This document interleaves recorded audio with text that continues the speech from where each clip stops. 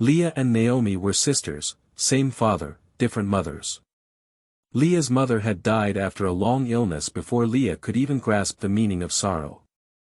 She was only 3 years old when her father, Mr Okafor, remarried a woman named Veronica. Life was difficult. Mr Okafor didn't have much, but he had an unbreakable spirit.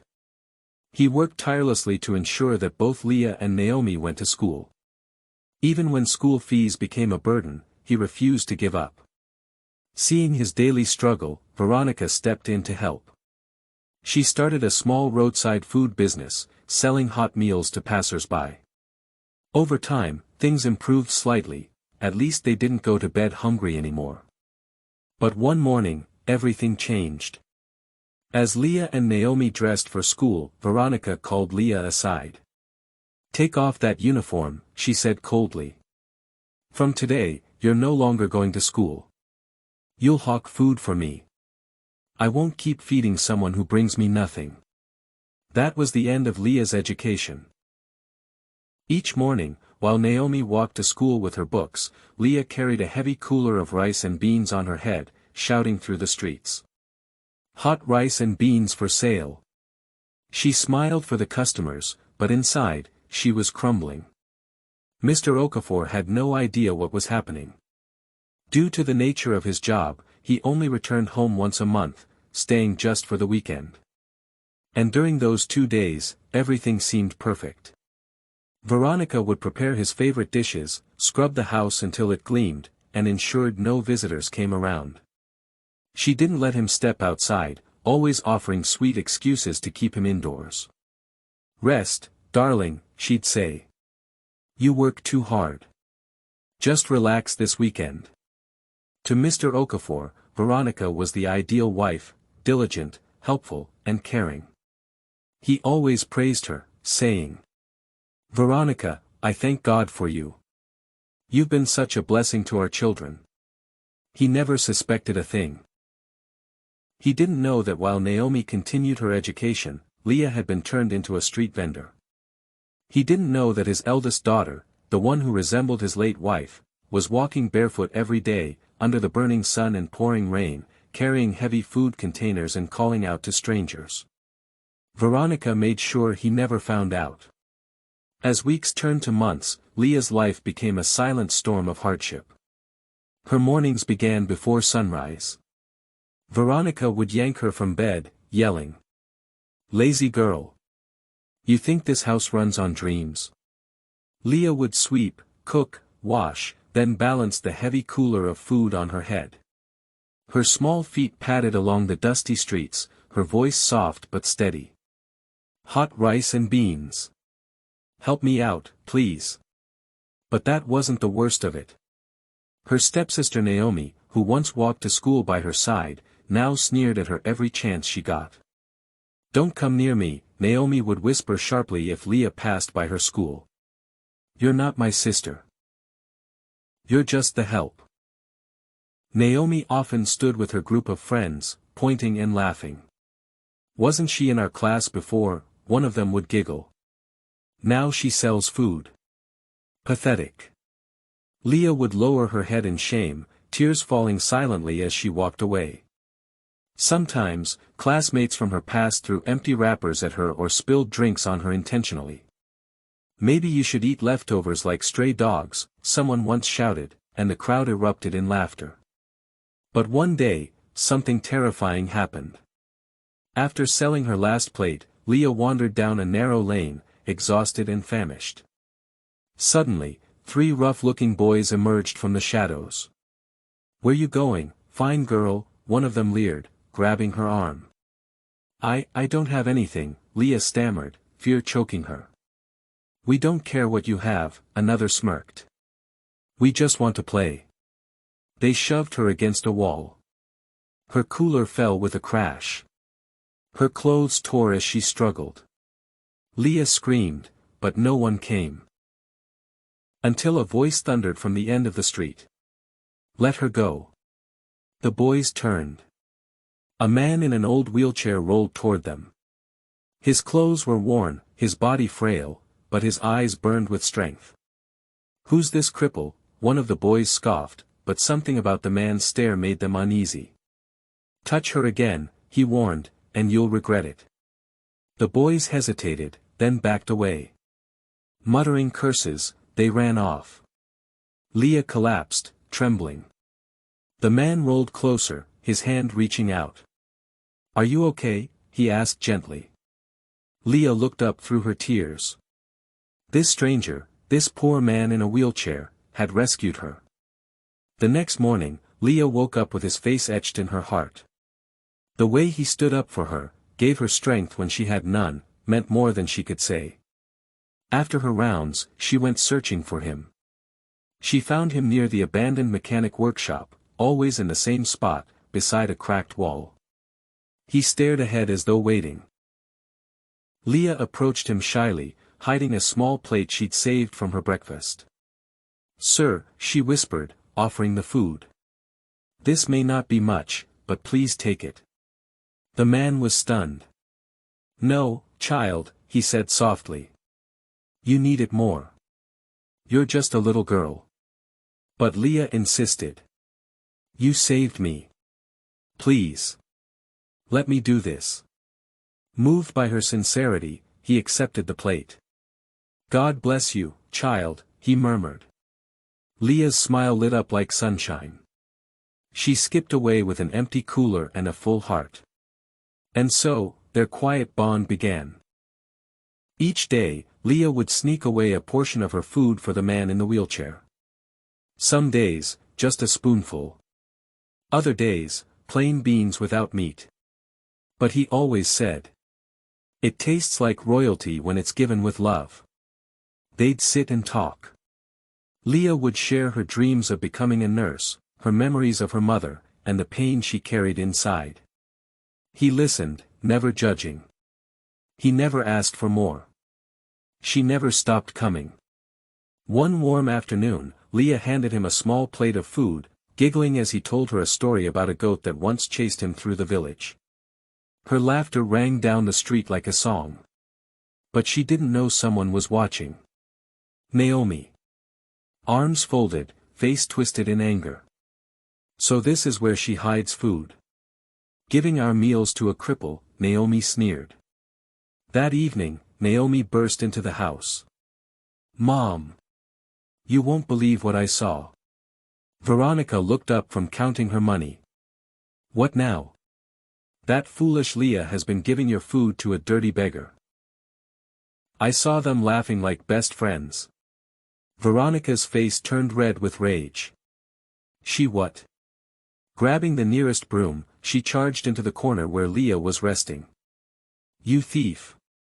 You ungrateful brat!" she screamed, lashing out with the broom. Leah jumped up, terrified. "Mommy, please! What did I do? You sneak my food to some useless man while I sweat like a donkey. You dare feed a stranger." She beat Leah furiously. "I didn't steal. I saved a little from my share." Leah sobbed. "He saved me when some boys tried to hurt me." "Ah, so you have a boyfriend now? A crippled lover, eh? You're just like your dead mother, pretending to be holy." Veronica spat. Leah froze. "You didn't even know my mom. Why insult her?" Naomi slapped her hard. "Don't talk about my mother again." Leah cried silently, not just from pain, but from heartbreak. That night, nursing her wounds, she stared out the window. "I just wanted to thank the one person who helped me," she whispered. The next morning, Leah rose with aching limbs and a heavy heart. She walked to the kitchen. The smell of rice and beans made her stomach growl. She stood quietly, waiting. Veronica didn't glance at her. "Mommy," Leah said faintly. "I'm hungry." Veronica turned slowly, her smile cold and cruel. "Hungry?" she sneered. "You must be dreaming. But I haven't eaten since yesterday." "And you won't," Veronica snapped. "You're going to fast and pray for 10 days. Maybe God will chase out the demon in you, the one that feeds strangers while you live under my roof." Naomi's stomach growled as she stood frozen in the kitchen. The smell of hot food swirled around her, but her plate remained empty. Her eyes welled with tears, but she bit her lips to stop them from falling. Evelyn clapped her hands twice and barked, "Out of my kitchen. And don't even think of touching any leftovers. If I catch you, God help me." Naomi turned and walked out slowly, her feet dragging on the floor, her heart heavier than ever. She sat outside by the back steps, clutching her knees, too weak to cry, too hurt to be angry. Later that day, she still had to carry the cooler and go hawk. Her legs trembled from hunger, her arms ached from the bruises, and her head throbbed with heat. But she had no choice. No food. No love. Just rice and beans and the long, dusty streets. As she passed by the mechanic's shop, she spotted him, her only light in a dark world. "Uncle," she whispered, her voice barely a breath. The man in the wheelchair turned, and his weathered face lit up when he saw her. But as she came closer, his eyes widened in concern. "You haven't eaten, have you?" he asked, his voice filled with quiet alarm. Naomi shook her head. "No." She said, "I have to fast. For 10 days. The man clenched his jaw. "Child, you are not possessed. You are kind. They don't understand kindness, that's all." Naomi sat beside him, pulling out the tiniest scrap of bread she had hidden in her wrapper. "It's not much. But I brought this. You can have it." He looked at her, stunned. "You haven't eaten in 2 days, yet you still brought me food?" Naomi nodded. "You saved me. You talk to me like I matter. That's more than anyone else ever did." The man's eyes filled with tears. "God sees you, Naomi. One day, the world will see too." That day, the man insisted Naomi eat the bread while he watched over her. She hesitated but obeyed, chewing slowly, tears rolling down her cheeks, not from the food, but from finally being seen. That night, Naomi couldn't sleep. Her bones ached, but her heart was restless. Her dreams were filled with her mother, soft arms, gentle songs, a face she could barely remember but always longed for. 3 days passed. Naomi kept hawking. She kept fasting. She kept surviving. But Layla watched her closely, arms always folded, eyes always narrow. One afternoon, as Naomi came home with the empty cooler, she heard voices, angry, loud. "You mean you've been lying to me all this time?" Mr. Okafor's voice thundered through the walls. Naomi stopped in her tracks. Her heart skipped. Evelyn stammered, I didn't lie, darling. I just didn't want to worry you." "Naomi hasn't been in school for months," he shouted. "And you never said a word. You turned her into a hawker." There was a pause. Naomi crept closer to the door. Evelyn's voice dropped into her sugary tone. "I was only trying to help. School fees are expensive, and I thought." "You thought what?" Mr. Okafor snapped. "That it was okay to rob my daughter of her future." "She's not my daughter." Evelyn blurted before she could stop herself. Silence. Naomi gasped. She had always known it, but hearing it spoken out loud felt like a knife in the chest. Mr. Okafor's voice dropped, but it was sharper than ever. "You just said the truth. She's not your daughter, but she's mine. And I won't let you destroy her." Naomi heard footsteps storming toward the door. She scrambled back, pretending she had just arrived. Mr. Okafor burst out and saw her standing there. He paused. For a moment, they simply stared at each other, father and daughter, separated by months of silence, misunderstanding, and pain. "Naomi," he said gently, his voice cracking. "Come here." She ran into his arms and burst into tears. He held her tight. "I'm sorry," he whispered into her hair. "I should have seen it. I should have protected you." Naomi clung to him like a lifeline. Behind them, Evelyn stood stiffly in the doorway, her face unreadable. Layla watched from the stairs, her eyes dark with something Naomi couldn't name. Was it anger? Shame? Regret? Mr. Okafor turned and looked at his wife. From now on, Naomi goes back to school. And if I ever find out you've lifted a hand against her again, you'll see the last of me. Then he turned to Naomi again. Come. We're going to the school first thing tomorrow.